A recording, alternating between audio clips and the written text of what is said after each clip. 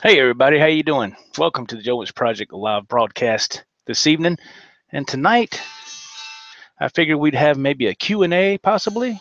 If anybody's interested in that, that would be great. I really have nothing on the agenda. So if we do like maybe a Q&A or something, that would be cool.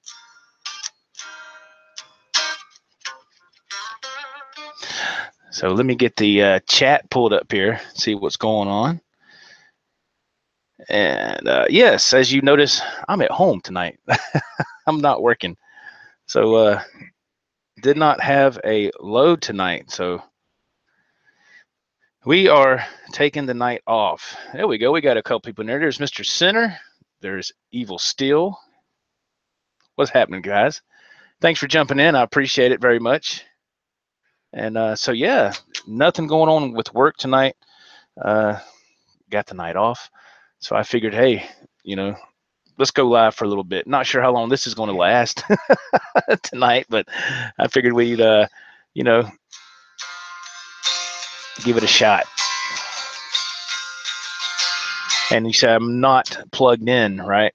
Not plugged in because I'm using Hangouts for this live broadcast. And Hangouts, you do not want to play through an amp or anything because it is not good. It will come across really bad.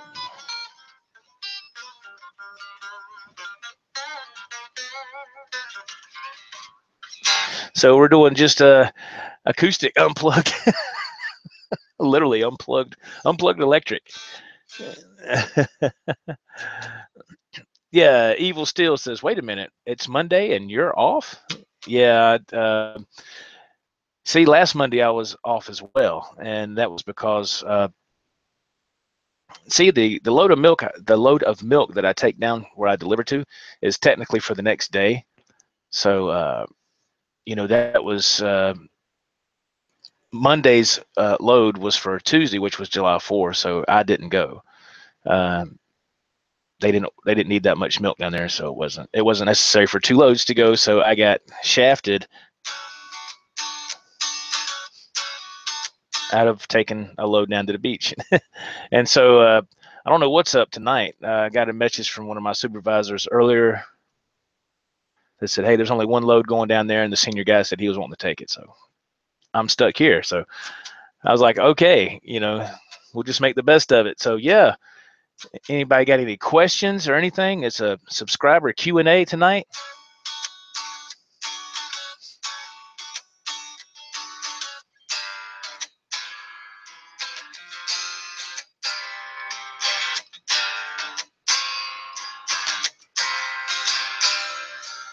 Yes, man. So let's see. We got the chat box rocking, man. Let's see what we got here. Thank you, everybody, for jumping in. I appreciate it very much. Thank you. This is kind of a last-minute deal here, so thank you, everybody, for jumping in. Let's see. Ron Paget, what's going on, man? No work tonight? No, sir, not tonight. Not tonight. Jim Guidry's in the house. My partner, Jim Guidry, he says, hello, gentlemen. Evil Still says, hey, Jim, that's cool, Joe. Mr. Ennis, hey, Joe, how are you and yours? Hey, Mr. Ennis, how are you, man? We're hanging in there. We just got done eating a big dinner. We had Mexican food. I had fajitas, man, and they were awesome. Went to the Mexican restaurant, and I got a story about that I'd like to share with you and get y'all's opinion here on the chat box here. Mr. Ennis, Jim Guidry says, hello, Ken. Daniel Hall. There you go, Jim Guidry. There's Daniel Hall, man. That's the man you need to talk to, or maybe you don't, because I was kind of the medium between y'all, so that's cool. Center says, what's your favorite Van Hagar song? I would say, honestly, man, for me right now, I'd say Good Enough. That's my favorite Van Hagar song. That song is just full of energy, and it just rocks, man. It's awesome. Evil Steel says, what guitar is that? It is a low budget model, Nuno Betancourt. My wife got it for me for Christmas like 3 years ago. So yeah, so you can see that right there. This light I got is supposed to help me, but you know, no, it's just a regular tremolo, no Floyd Rose. It's the Guitar Center had them on sale for Black Friday like 3 years ago for like $99. And this is actually a step down because there's no locking nut, there's no Floyd Rose. So there was a Motley Crue song that I covered on my channel here a little ways back, and it was a Girls, Girls, Girls. And of course, if you are familiar with Motley Crue, man, they usually on some of their recorded tracks are down a whole step. So that's how you had to do that song, you know, to you know, play along with it properly. So I just keep this a step down, you know, nothing fancy. It's just, you know, nothing fancy, but it's cool, man. You know, it was a nice gift, you know. Let's see here. There's Daniel Hall saying hi, Jim, and hey to Ken. Jim says hello, Center. Ron Paget says, I watched a guitar playing video just a bit ago. Oh, cool, man. Thank you, Mr. Paget. Thank you.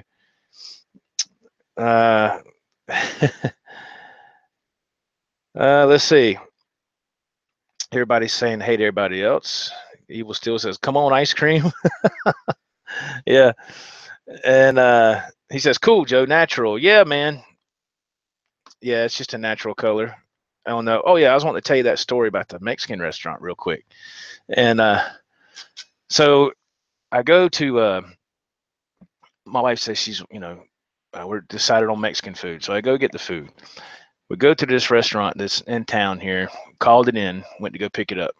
And I walk in there and I'm waiting my turn. There's a guy in front of me who's placing an order to go up. We already called ours in, so I could see the food sitting over here on the side, you know.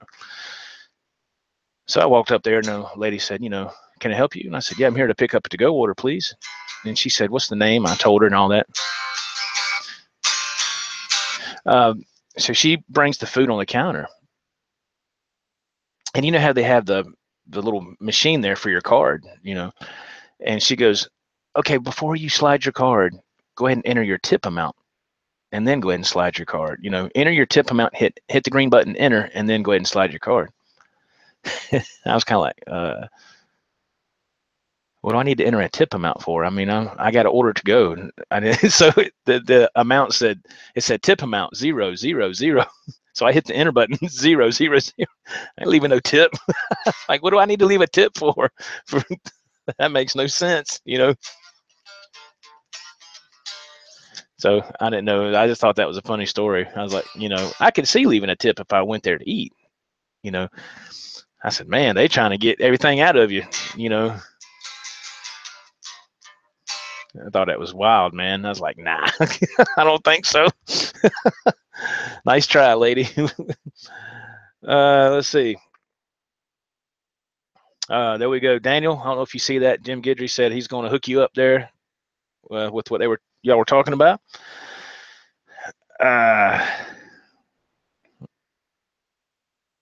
Yeah, Paget. Yeah, Johnny can never pronounce my last name. Mr. Ron Paget says you say it perfectly. Johnny, I think Johnny just is funny. That he just likes to get a laugh out of somebody, man. He knows, you know, I think he really does know. Just like instead of him saying Desiree, he'll say Desiree. You know, he just instead of saying LOL, like laugh out loud, he'll say lol. It's like, what are you doing, man? He's funny. And okay, Daniel Hall's responding to Jim. He says, take your time. I greatly appreciate it. Yeah, that's cool, man. Mr. Ron Paget says, yeah, Johnny is funny. Yeah, he's funny, man. He's a cool dude. He's in up there doing his deal, man. And so that's cool. I hope everything's going well for him tonight.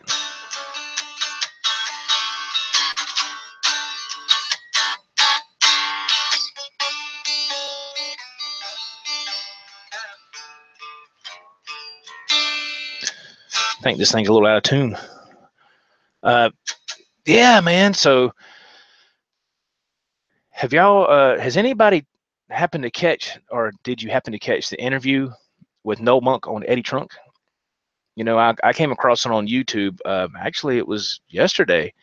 I was riding down the road, man, heading to my delivery, and I was listening to it on YouTube, and that was a really good interview Eddie Trunk did. And according to Noel Monk, according to that interview, he doesn't consider Van Halen distance after Dave left, which is fine. That's his opinion. He even said that he didn't have nothing against Sammy Hagar or nothing like that, but he doesn't consider. He just doesn't. I think really he just doesn't care for it, because he was in that bubble for so many years, being their tour manager and then eventually their manager.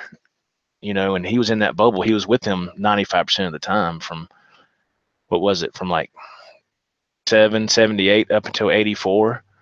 So, he saw a lot of stuff that went on, and he helped them a lot when they were a lot younger. And so I can understand where he's coming from. Even he said it's two different bands, and it is, because it's two different singers. But it was just wild to hear him talk a little bit, because I got that audio book, and I think I knocked it out in like 3 days, and it's a very good audio book. A lot of people have got the actual book, With the Devil by Noel Monk. A lot of great stories. There's one story that I'll share with you that was kind of funny. I couldn't I couldn't help but laugh at this story. So of course, everybody was in excess. In that time, everybody was having their fun with drugs and alcohol and women. That's just the life. That's the way it was back then, anyway. And so Eddie had was seeing this one in particular woman, and this is not long before he got married to Valerie Bertinelli. I mean, they were like, the wedding date was like really close. This was like they were supposed to get married in like a couple of weeks. This is how close it was to that. And so Eddie had been with this woman, but not in the way that you might think. Okay, it was another kind of way, let's just say. And anyway, she filed like a paternity suit or something against Eddie, because she said she was pregnant, and she said Eddie was the father, but Eddie didn't do anything, as far as that act that would cause a female to get pregnant. He didn't do that. Some other stuff went on, but that didn't happen. That certain act didn't happen. Okay, but she had, let's just say that she performed on Eddie. Okay, and poor Eddie, he was so young and not really knowing. He didn't know. He was like, can she get pregnant from that? That's what it says in the book. And so he went to Noel Monk and talked to him about it, and he was nervous, man. He was scared, because now there was a paternity suit, right? And he told Noel Monk about it. Noel Monk said, tell me the story, tell me what happened, because if she's pregnant, and if you got her pregnant, this ain't going to be good, because you're due to get married in like 2 weeks to Valerie Bertinelli. And so he told him the story. He told him what happened, and Noel Monk said, Eddie, the last time I checked, a woman can't get pregnant that way. And Eddie was, bless his heart, he didn't know. He was just, I was like, wow, man, talk about a bubble. And so Noel Monk decided to have a DNA test done, and he requested a DNA test. And of course, the DNA test was done, and it went, of course, it wasn't Eddie's child. How could it be? So, a couple of weeks later, he got married. He got married to Valerie Bertinelli, and then the day of the wedding, I think they went, they were having the reception, and all of a sudden, Valerie and Eddie disappeared, and Noel Monk went to look for them, because people were like, hey, where are the guests of honor? They were both up in the bathroom. Eddie was he was going through withdrawals, because he was trying to get cleaned up for the wedding, and Valerie was helping him, to get cleaned up so they could go back downstairs and join the festivities. So But yeah, so it was, and he really said too a lot in that book that Valerie was really a kind girl next door, just kind of like what you've always read about her. I thought, wow, and she really did love Eddie, and I'm sure he loved her. But things just happened as they got older, and the excess of things. So that was a wild story in that book. That's just one of the stories I share with you. I was like, man, golly, it was crazy. And then, oh yeah, and after that happened, David Lee Roth wanted paternity insurance. There was no such thing.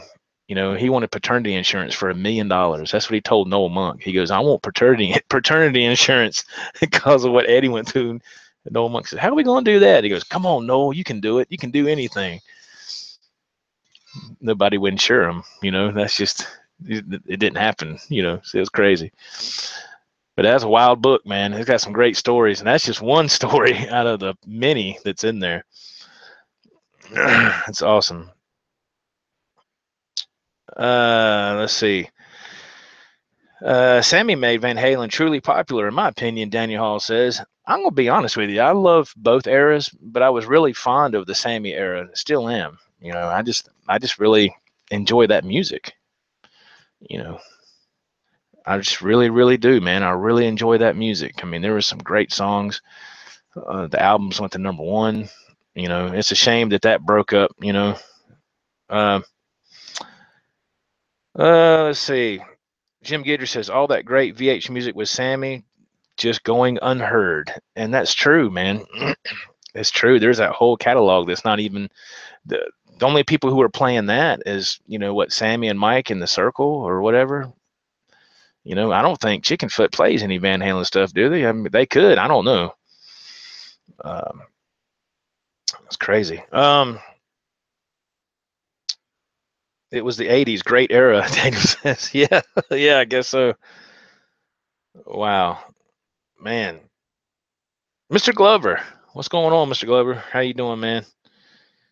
Yeah, so it's what's up, Tone Bolts? How you doing, man? I didn't see your name there, buddy. How you doing? Uh, so yeah, it's a great book, man. Awesome book. I really enjoyed it. I'm just wondering if Eddie's gonna come out with a book. I don't know. Do you think he'll come out with a book? Can you imagine?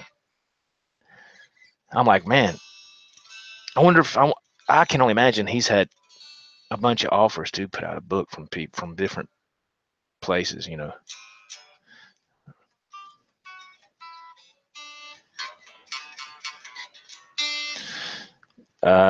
know that Michael Anthony was thinking about putting out a book, and then he decided not to do it. He said, "Nah, it wasn't worth it." So he didn't do it, man.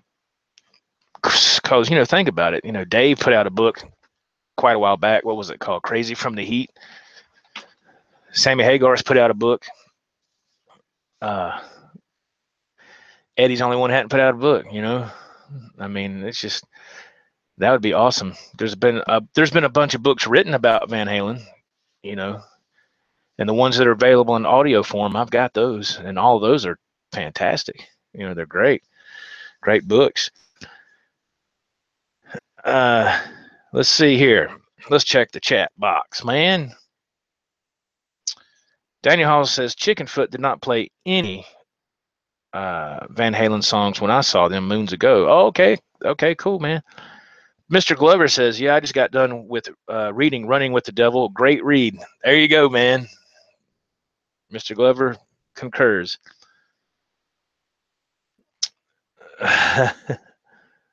Yes. Let's see here. Michael Bishop, what's going on, man? He says, hello, Joe and all. Okay. Mr. Glover says, has anyone ever read the Eddie biography by Kevin Dodds? Ah, man, I don't think I have. I have, okay, the audiobooks, I got the Van Halen Saga. I got Van Halen Rising. Let's see what else. I'm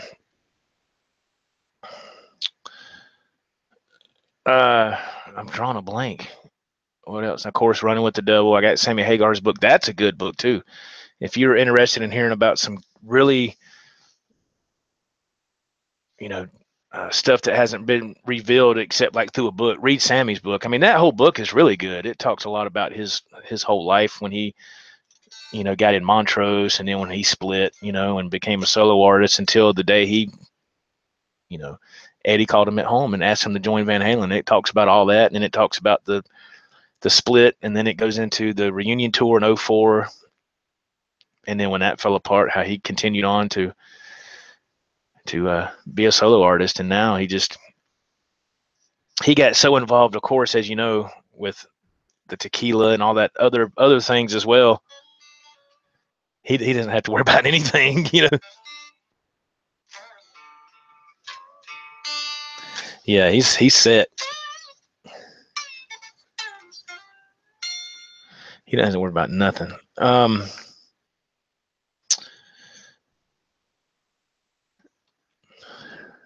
Jim Guidry says, would love to hear Michael Anthony's side. Yes, absolutely. Yeah. Oh, that would be awesome to hear his side, wouldn't it? Wow. Paul Glover says, yes, Red was good too. It was a good book, man. I've listened to that book at least, I know, probably what, 8 or 10 times. It's been so good. It's awesome. So good to listen to. Thank you, Mr. Glover. Yeah, man, it's just a low budget Nuno Betancourt model, man. It was like $99. My wife got it for me for Christmas a few years ago, and it plays like a $99 guitar. It just, but it serves its purpose, but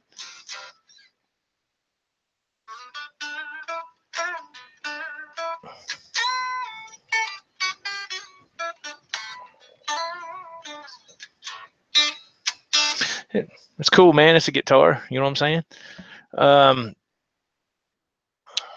Let's see.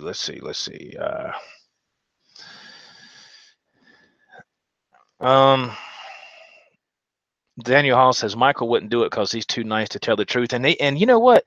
And Running with the Devil by Noel Monk, he even says that even in the early days. Let me tell y'all this.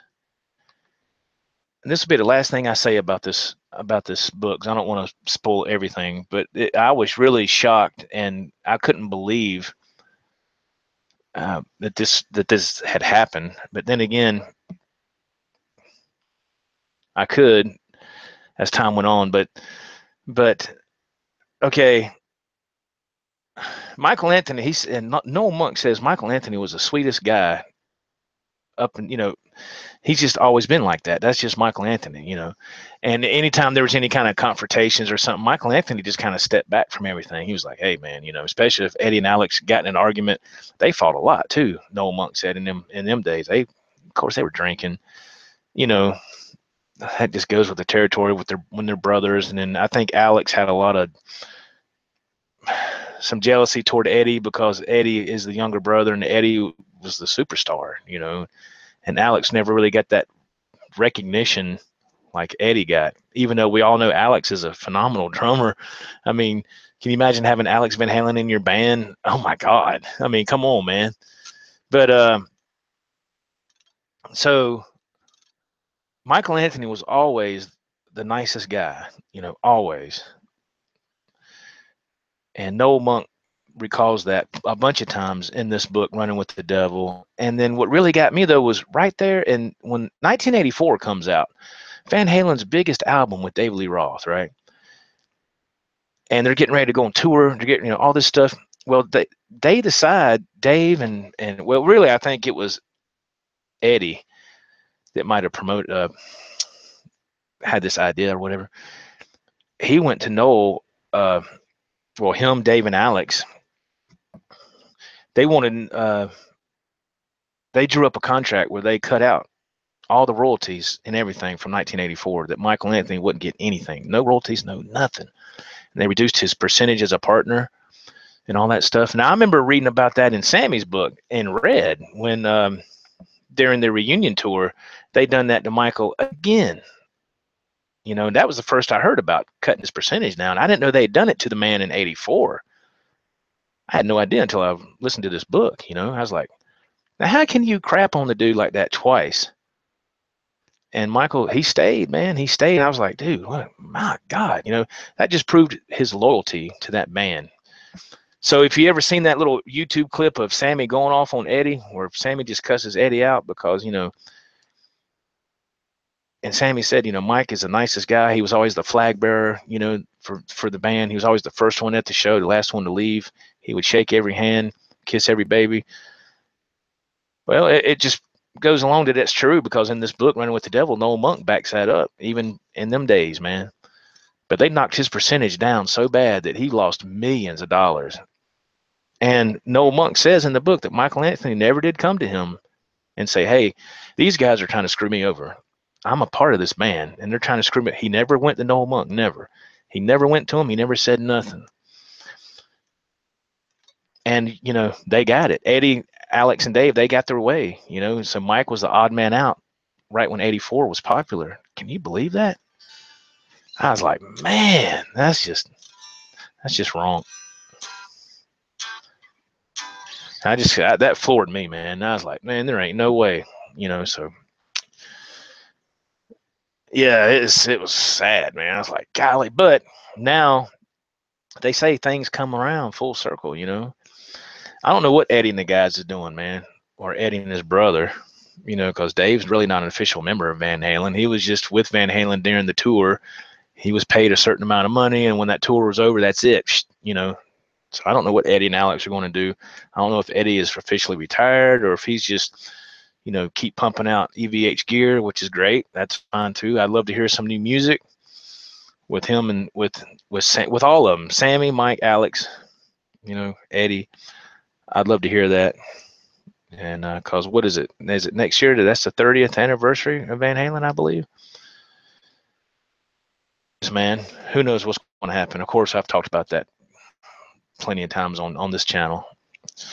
And only Eddie knows that. And the Van Halen camp is really tight-lipped.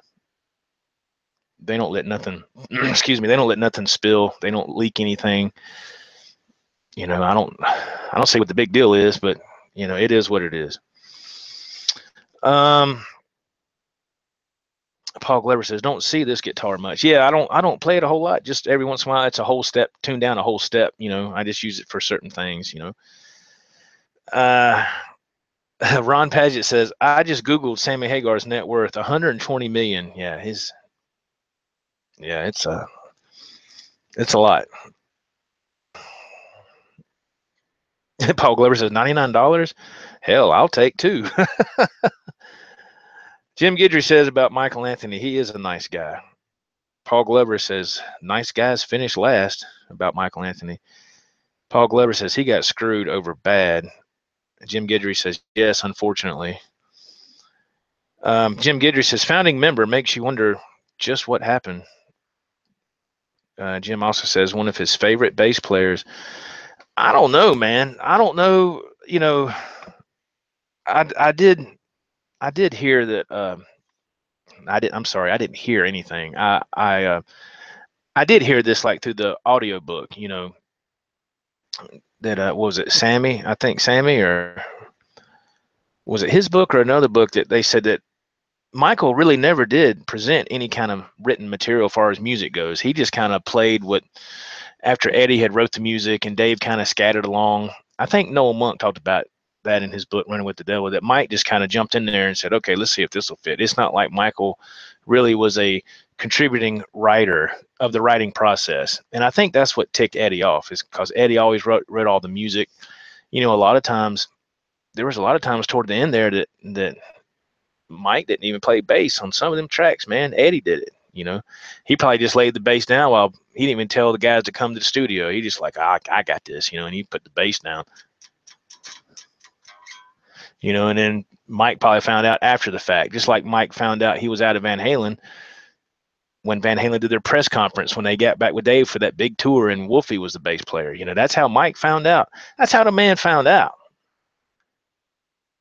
that he lost his gig in the band that he's a original member of for all these years, you know. And then they're going to go back and try to erase his face off the albums, and then even the what is it? That game my son's got, that was that Guitar Hero, the Van Halen edition or whatever, and they got Wolfie as the bass player when the Van Halen supposedly in the early 70s or 80s, and I'm like, Wolfie wasn't even conceived then, man. I was like,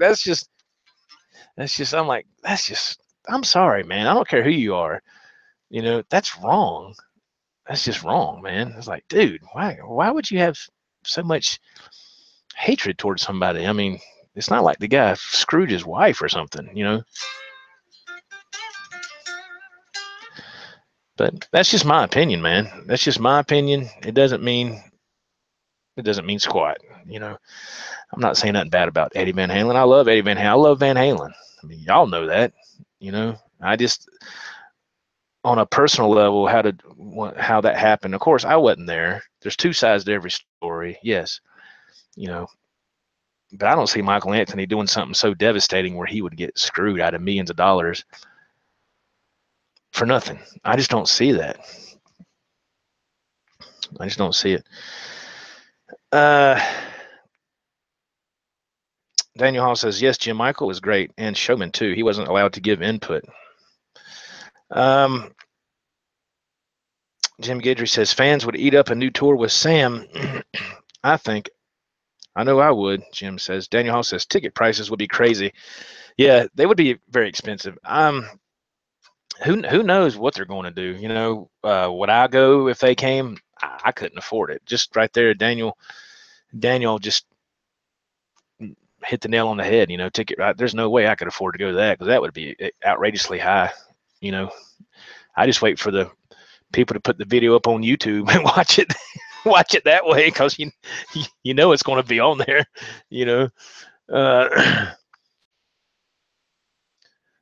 Paul Glover says, yes, I think one more go around with Sammy would be great. Yeah, I do too, of course, man. I mean, why not? I mean, that's just, come on, man. Come on. That would be awesome. So Sammy has been, I've seen on social media where Sammy said, Van Halen reunion is it's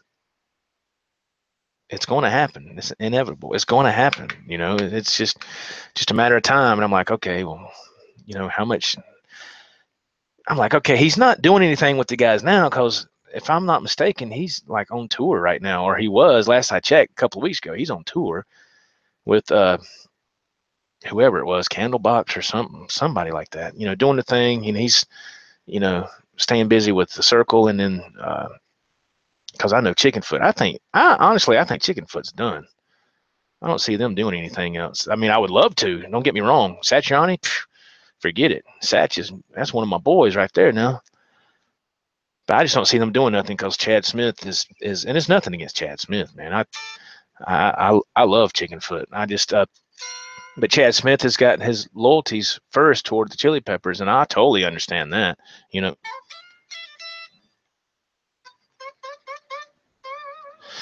Totally understand that. Let me see something.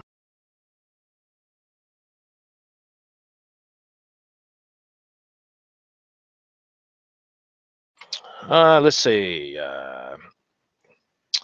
Jim Guidry says, I seen their first show with Sammy Hagar in Shreveport in 1986. And if I'm correct, Mr. Guidry, that was the first show on the 5150 tour. Am I correct? You let me know in the chat box. But I believe in Sammy Hagar's book, he said that was the first show, the very first one.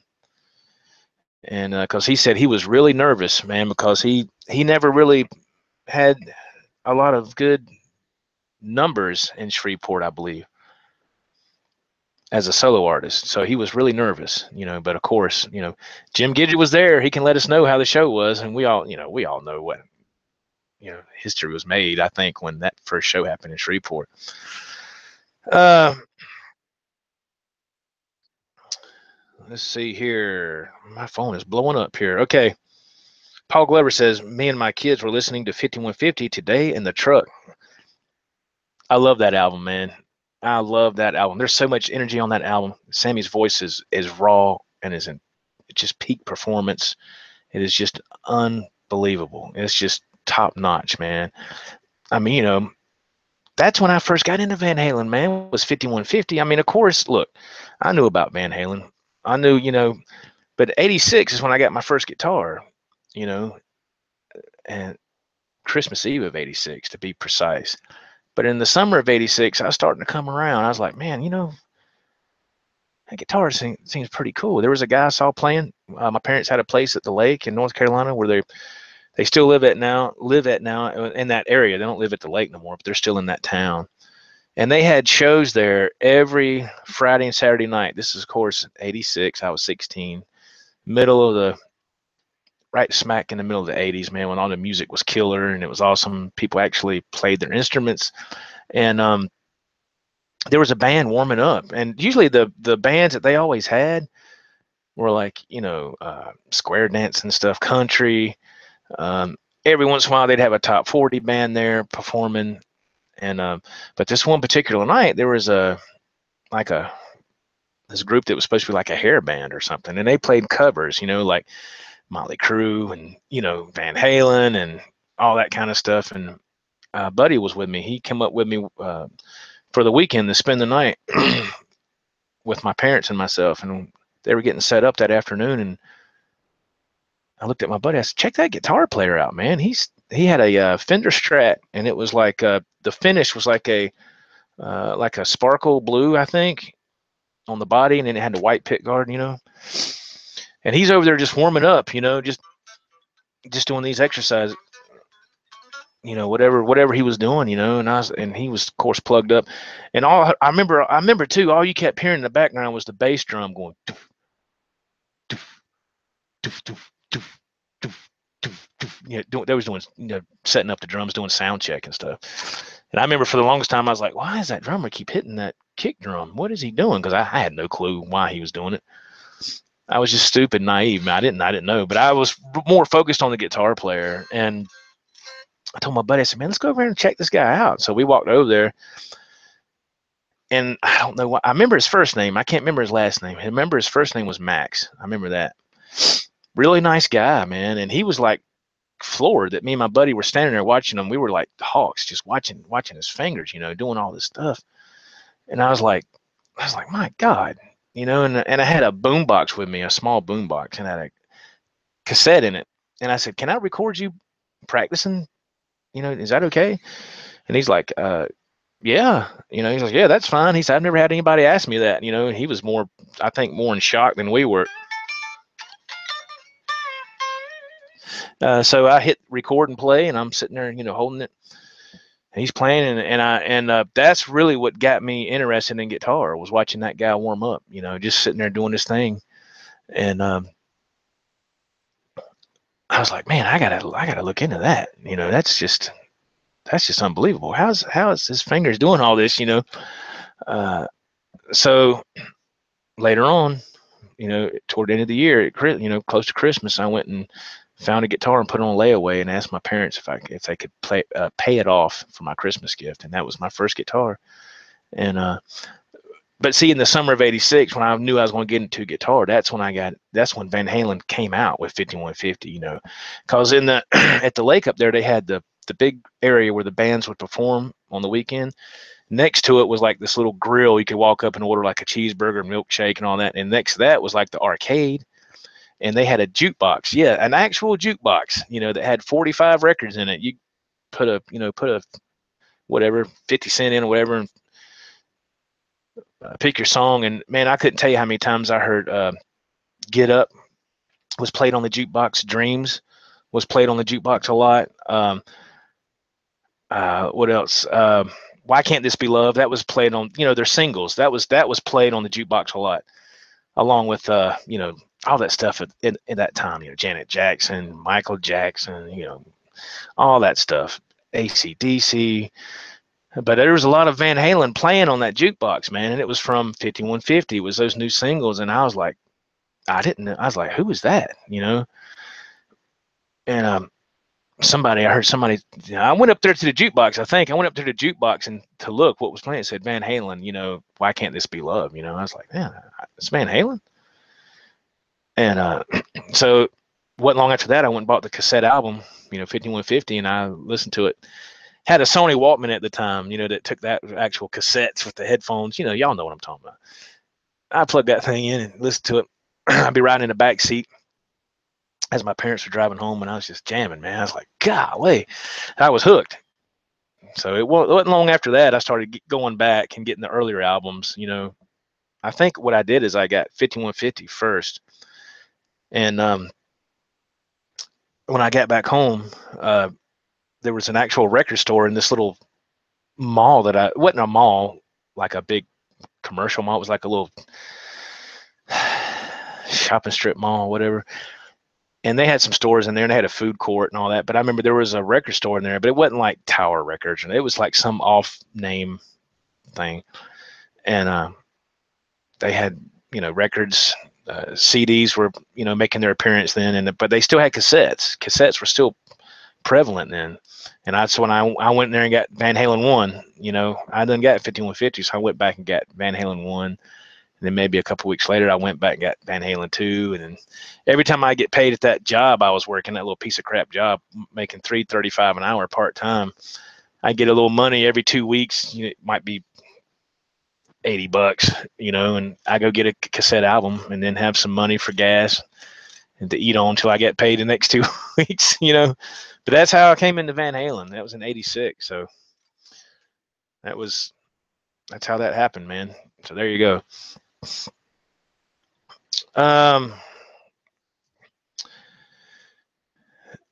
Paul Glover says they kept screaming for somebody to get me a doctor. Oh, true story. Let's see. All right, Mr. Glover, thanks for hopping on, man. Have a good one. That's awesome. Jim Gitter says, yeah, man, the show was incredible, 5150. Yeah, from what he can remember. Yeah, I can only imagine. Now, I didn't see Van Halen until it was the next album, OU812. That was the first time I got to see them in concert. And yeah, so that was amazing. That was a great show. Had a lot of fun. And I went by myself, man. I asked my mom if I could use her credit card so I could get a ticket through Ticketmaster, and I would pay her back, and she said, yeah, but you're going to pay me back. And I said, yes, ma'am. Yeah, of course I was, and so I did, it was a great show, man. It was great, man. Eddie come out there and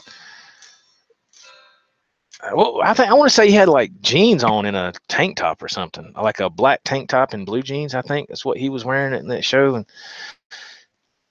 I was so focused on watching him because that was the first time I ever got to see him and my seats weren't that great. You had the nosebleeds up here, and you had like the middle section, then the lower section, and then the floor. So I was up here in like this kind of section before the nosebleeds. That's where I was at. And but they had the jumbotron up there behind him, and I got to look, and I was like, man, he's here. He's here in my hometown in Charlotte, North Carolina, man, and he's playing that 5150 stripe. It was great, man. I was just like, this band ain't going nowhere. They are hitting the jackpot. You know what I'm saying?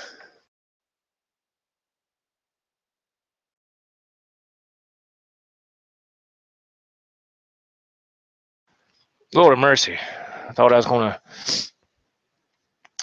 to sneeze. So I didn't want to be rude, but I didn't. It left. So my apologies.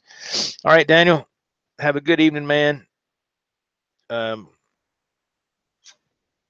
Michael Bishop says, Daniel, you're not the only old man. I'm 62. Yeah, thank you for tuning in, Mr. Daniel. I hope you get to feeling all right, man, this evening. But yeah, man, so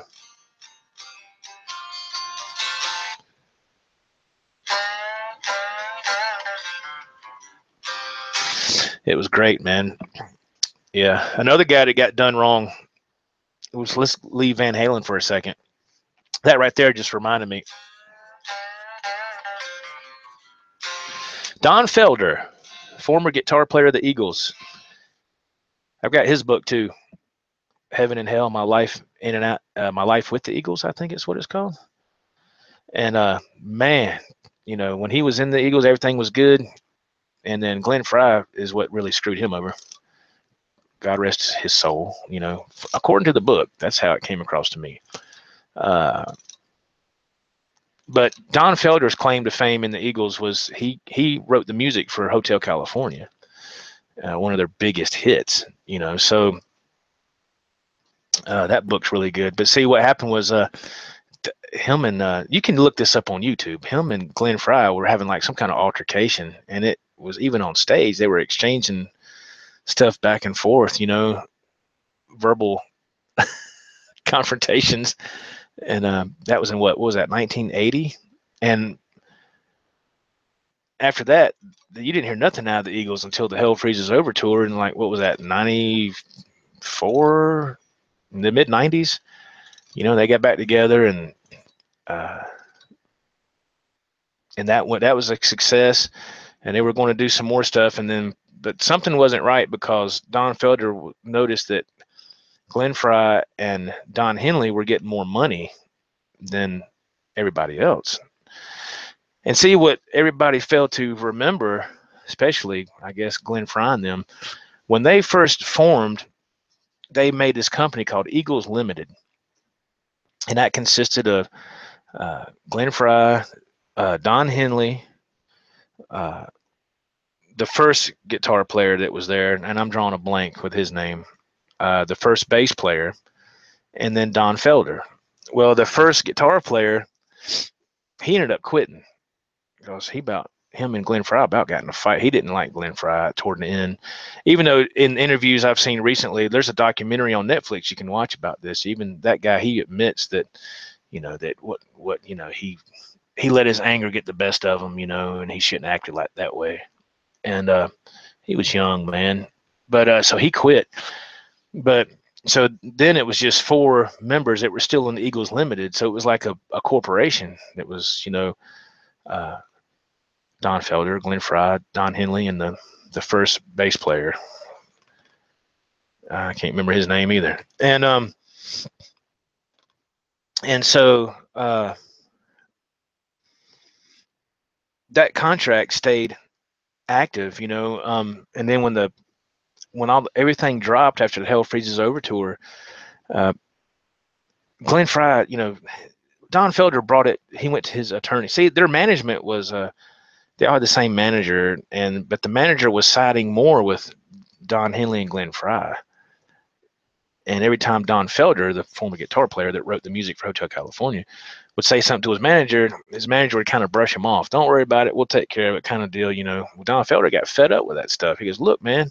So he went and talked to his attorney, and the attorney made up some kind of papers and sent it to Glenn Frey. And Glenn Frey, of course, this is after the Hell Freezes Over tour, you know, right there toward the end, or right when they was getting ready to do some more dates or something. And this is right when that happened. And Glenn Frey called Don Felder on the phone, and he said, look, if I ever get another letter from your attorney about money or whatever else, you know, that's it. And he said, matter of fact, you're fired. We don't need you no more. And that was it. And he hung up on him. And I was like, uh-oh. Don Felder called him back up and said, man, don't fire me, dude. This is all I have. I don't have anything else, you know, except being in this band. Glenn Frey wouldn't have nothing to do with it, you know. So Don Felder said, okay, you want to play hardball? And so they tried to buy Don Felder out with a certain amount of money, and Don Felder said, nope. He gave the check back to him. He goes, no, I'm original corporation, you know, member according to that contract, you know. So they had to agree on a settlement, and so he still gets money. So even if the Eagles perform now, since Glenn Frey has passed away, but if they go back on the road and they perform, and Don Felder had anything to do with those songs, as far as or whatever, even though he's not in the band, he still gets money from that. He still gets money from merchandising. He don't have to. That's why you see him touring around like with Styx or something, you know, doing his own thing, you know, Don Felder, you know, and he's a nice dude, man. He's an excellent guitar player, you know, but they crapped all over him in the Eagles right there at the end. That's why he got gone, you know, and because they had Joe Walsh too, you know, because they had Don Felder, and then not long after that they brought in Joe Walsh. And Joe Walsh isn't an official Eagles Corporation member. He's just a hired gun. He's only gets paid when they have performances. Yeah, sure is. Pretty wild, man.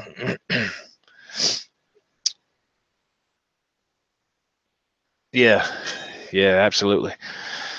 So a lot of really cool, interesting facts in these audiobooks that I've been listening to, man. I mean, you know, a lot of stuff I never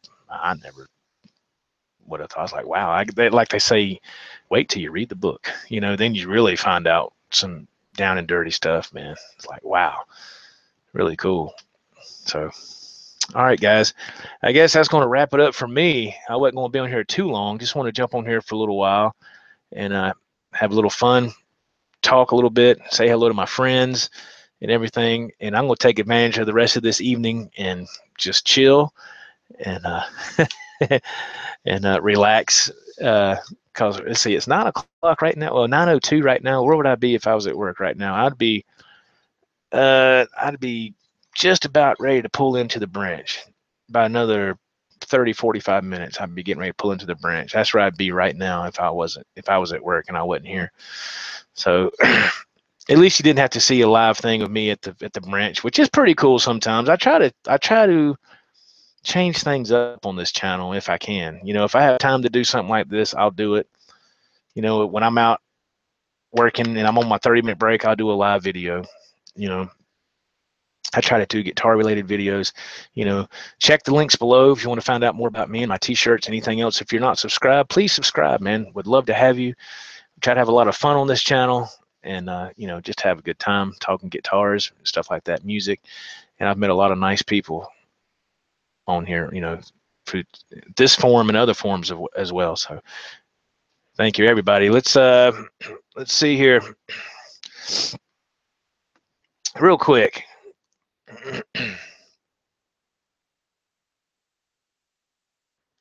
Jim Gitter says he's always loved Don Felder's playing. He's a phenomenal guitar player, man. I'm telling you. You know, I really didn't know how good he was until I really did a little investigation on him. Of course, I knew he was good because he was in the Eagles, but you know, some players you just don't really pay that much attention to until you really start, you know, looking into things.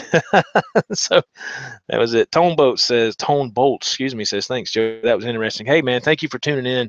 And don't be a stranger, man. Come back again. Love to have you. Thank you, everybody, for jumping on here. Daniel, Jim, Guidry, Mr. Ennis, Michael Bishop, Center. Who else was in here? Mr. Glover was in here. Daniel Hall. Let's see. Mr. Paget was in here. And let's see. I believe I've covered everybody, I believe. Let's see. So if I missed anybody, I apologize. And Tone Bolts, also, man, thank you as well. Thank you for jumping in here. Thank you, everybody, for watching. And I hope you have a fantastic night. Be safe. Whatever you do, that's the main thing, man. Be safe because we want to see you again. Until then, this is Joe for the Joe Wentz Project. Everybody be careful, and we'll see you next time on Joe TV. Peace out, everybody.